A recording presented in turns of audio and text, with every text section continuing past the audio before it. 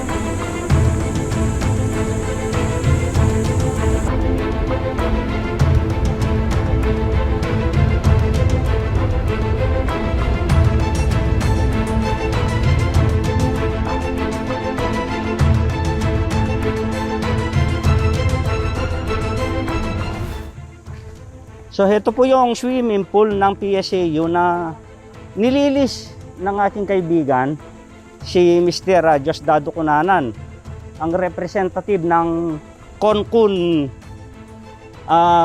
Corporations. So mayroon silang standing na lease contract between PAC, noon, PAC yan, hindi PSAU, na ano yan, 25 years.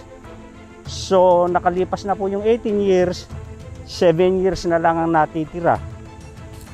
Itong si Mr. Cunanan, naintindihan po niya ang sentimento ng mga tao. At nakita niya kung gaano kahalaga yung batas na inilabas, pinirmahan ng ating butihing Pangulo, yung Executive Order 75. Opo. So, hindi na po. Dahil una-una sa pandemya.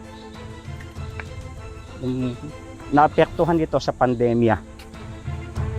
So, yan. Ang nag-develop po nito, ang aking kaibigan na, si Mr. Cunanan. Ito, tapatan lang ho tayo. No? Sa mga nangupahan ho dito sa Pisao na katulad ho ninyo, totoo bang politiko itong ilang pong mga nag-lease ho dito? Ang kuwan ko dito, ang pagkakaalam ko, hindi naman lahat na nag-lease ay politiko. Tulad ko, hindi naman ako politiko. At saka kung may politiko man, hindi ako masyadong kuwan doon. Hindi ako masyadong well-versed doon. Hindi ko naman nakita yung kanilang kuwan yung kanilang agreement Pwedeng, kayon, tulad nito, sasabihin ko na sa iyo yung totoo. Ngayon, sasabihin nila, kay Lasatin yan, kay Giyaw yan, sabi na. Pero I don't have a concrete knowledge of the reality of what they are saying, kung whether it is true or not.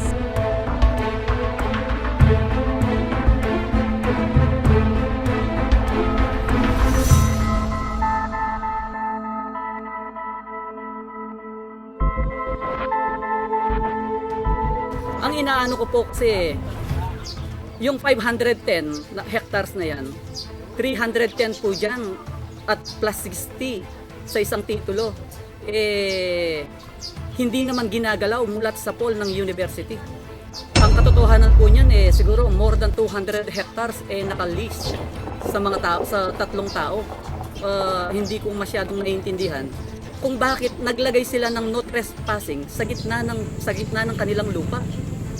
Ano po bang ibig sabihin nito? Ipamimigay yung hindi nila nilagyan ng no trespassing? O dapat naglagay sila ng no trespassing doon pa sa dam, sa Balite?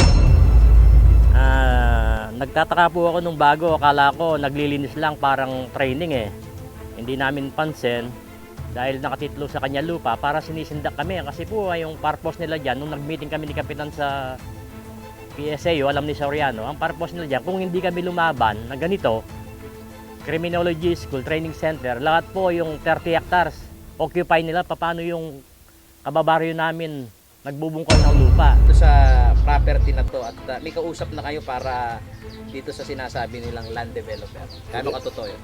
Ang gandang tanong po niyan, Kapaw. Ang alam ko, pinatunayan po ni Doc Soriano yan noong June 17 doon sa presentation po ng field validation.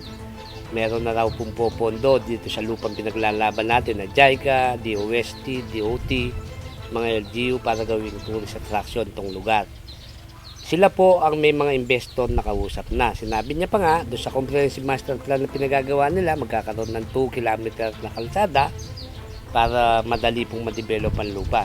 Pero kung ibabalik niyo po sa amin ang tanong, kami po ba may kausap? Wala po kaming kapasidad, wala kaming kakayang makipag-usap sa mga investor na sinasabi nila. Allegedly, dahil yung lupa po hindi nakatitulo sa amin. Nakatitulo po yan, 2015 title, 2016 title, 2 titulo sa Pampanga State Agricultural University. So malinaw, hindi kami pwedeng magpag-transact sa mga investor. Wala naman kami pinaglalabanan ni Dr. Soriano. We are friends. Pero ang kuwan ko naman, if it is between the government and an executive order coming from the president and from the point of view or ideas of Mr. Soriano, I would rather lean a little bit backward in favor of the executive order and the order of the president.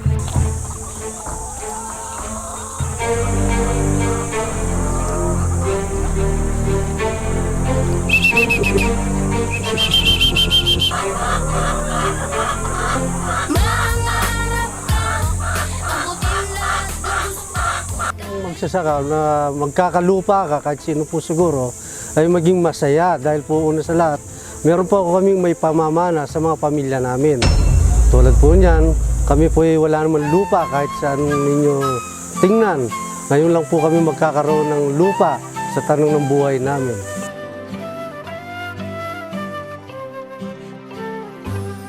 Narito sa lalawigan ang una mong pag-ibig, ang iyong mga kaibigan, kababata at kapatid.